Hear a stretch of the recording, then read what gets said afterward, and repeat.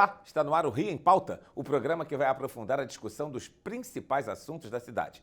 No programa de hoje, a nossa pauta é sobre a Black Friday. A data já virou um dos principais atrativos comerciais do país. Eletrodomésticos, livros, aparelhos de celular, computadores, comida. Tem de tudo um pouco na Black Friday marcada para o dia 23 de novembro. A data surgiu nos Estados Unidos e é comemorada sempre na quarta sexta-feira de novembro, um dia após o feriado de Ação de Graças, um dos mais populares dos norte-americanos. Não se sabe ao certo o ano exato que a data surgiu. O mais provável é que tenha sido no século XIX, após a quebra de duas grandes empresas, coincidentemente, em uma sexta-feira. Certo mesmo é que a Black Friday começou no Brasil em 2011 e foi sucesso imediato. Só no ano passado, as vendas passaram de 2 bilhões de reais. Para 2018, a expectativa do comércio é ainda maior, 2 bilhões e 430 mil reais. Mas quais os cuidados que se deve tomar com a Black Friday? Para saber essas e outras respostas, eu converso com o advogado Jorge Tardan, que é especialista em direito do consumidor. Muito obrigado pela sua participação. Gostaria de saber se a Black Friday é uma promoção confiável hoje. Como você disse, já virou um sucesso essa campanha, mas o consumidor tem que tomar muito cuidado, né? A tendência de abusos por parte dos comerciantes, de uma maneira geral, é grande ainda, lamentavelmente. Então, o consumidor tem que ficar de olho muito atento, pesquisar.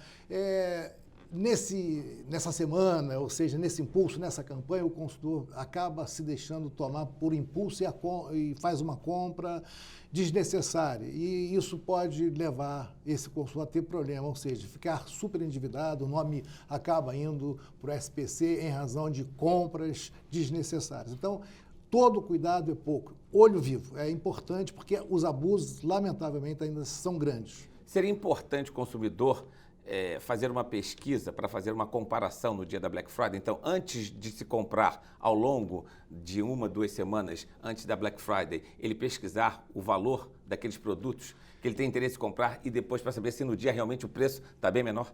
O principal órgão de defesa do consumidor, o principal órgão regulador da defesa do consumidor é o próprio consumidor. Ele é mais importante que o Ministério Público, que o PROCON, do que a Defensoria Pública, é exatamente fazendo a pesquisa. Porque num ambiente de concorrência, ou seja, no capitalismo, o consumidor, ele é a razão determinante da existência de uma empresa. Então, se ele pesquisa o preço, ele faz com que as empresas tenham mais cuidado nas suas campanhas, ou seja, o preço acaba diminuindo. É determinante, é fundamental que o consumidor fique muito atento, faça muita pesquisa e, claro, em sendo enganado, não deixe de reclamar. Aí sim, ele conta com a infraestrutura já montada, PROCON, Defensoria Pública, Ministério Público, Judiciário, para reclamar. Mas ele é importantíssimo na fase pré-contratual, porque a relação de consumo ela se divide em 3 estágios.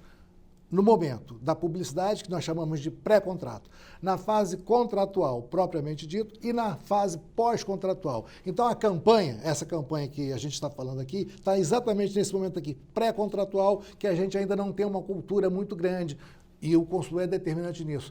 Pesquisar, comparar preço, e a internet está aí como uma ferramenta fundamental de auxílio ao consumidor, comparando o preço, buscando, e claro, temos sites de reclamação do consumidor, o consumidor pode ir lá e verificar se aquela empresa, se aquela oferta no ano anterior já teve problema, porque está tudo registrado. Então, o consumidor é o principal agente da transformação, ele é fundamental, pesquisar sempre.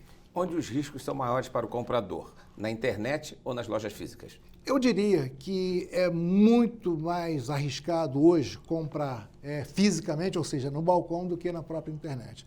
Na internet, tudo deixa rastro. Então, você fazer uma investigação é fácil de chegar e buscar essa empresa. O importante aí, para que o consumidor não seja enganado, verificar se aquele site é confiável. Ou seja, se a promoção está muito, o preço está muito atraente, verifica antes se aquela empresa de fato existe.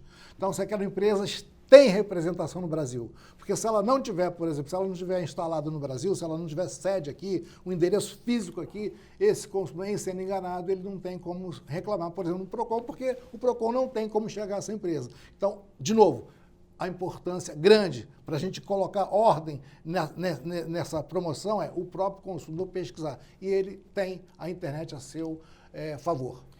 Como é que o comprador pode saber se uma empresa é realmente verdadeira, além do Cadastro Nacional da Pessoa Jurídica, o CNPJ? Que outros dados são importantes para isso? Essa pergunta é importante. Veja que o Código de Defesa do Consumidor criou 2 tipos de cadastro. Um é muito conhecido, SPC Serasa, ou seja, o consumidor que não pagou, o mal pagador, vai para o SPC Serasa. Mas as empresas que se comportam mal, elas têm um cadastro também. E o Sistema Nacional de Defesa do Consumidor, lá no site do Ministério da Justiça, na Secretaria, lá tem um link que você pega a relação das empresas reclamadas no Brasil. Então, se você realmente for uma pessoa consciente e quer evitar problema, pesquisa no endereço consumidor.gov.br, se aquela empresa já teve algum tipo de problema. E que tipo de problema? O fato de uma empresa ter tido problema é normal. Né? Quem vende muito acaba tendo eventualmente problema. O importante é que tipo de tratamento essa empresa deu ao problema. Vamos pegar uma empresa de telecomunicação, sei lá, com muitos milhões de clientes, é claro que ela vai ter problema. O importante é, dos problemas que ela teve, qual é o índice de solução. E esse cadastro mostra exatamente isso. Essa empresa de 100 reclamações, ela resolve 90, é uma empresa 90% confiável, vamos dizer assim. O Procon fez uma lista de problemas que tem se repetido ao longo dos anos nesta promoção da Black Friday. Gostaria de discutir aqui rapidamente alguns com o senhor. Por exemplo, o pedido cancelado sem justificativa. Como é que se procede com relação a isso? Primeiro, né, se o consumidor cancelou, então o consumidor tem 7 dias a partir do momento que ele foi lá no site da compra virtual e confirmou a compra. Ele tem 7 dias após a chegada desse produto para manifestar o seu arrependimento, em razão da venda ser virtual. Então, independentemente de qualquer razão. O outro lado da relação, o fornecedor não tem direito de cancelar um pedido. Por quê? Existe um princípio jurídico importantíssimo, próprio do Código de Defesa do Consumidor, que se chama princípio da vinculação da oferta. Portanto, o fornecedor não pode cancelar uma venda após a confirmação do consumidor. Esse é um fato. E com relação à mudança do preço na hora de se finalizar a compra, qual o procedimento do consumidor? De novo, né, essa fase pré-contratual ela cria um vínculo com o futuro. Então, se tem lá um anúncio, né, ofertado a um determinado preço e o consumidor foi lá e confirmou o que quer aquele produto, a empresa não pode mudar esse preço sob pena de ser tratada como uma empresa abusiva, porque alterou de forma unilateral o contrato. Ela não pode fazer isso. Então, o consumidor tem direito de exigir aquele produto ou aquele serviço naquelas condições ofertadas, porque a publicidade vincula. Efetivamente, se essa empresa não cumprir com aquilo que está anunciado, ela pode sofrer uma sanção e essa sanção é poderosa. A multa pode chegar a um valor superior até a 100 milhões, dependendo da extensão daquela promoção. Para terminar, o que o consumidor pode fazer para se prevenir da maquiagem do desconto, tanto no preço como no valor do frete? A primeira grande preocupação, o consumidor tem que ficar de olho vivo. Será que, de fato, ele precisa daquele produto? Ficar muito atento, por exemplo, a prazo de validade.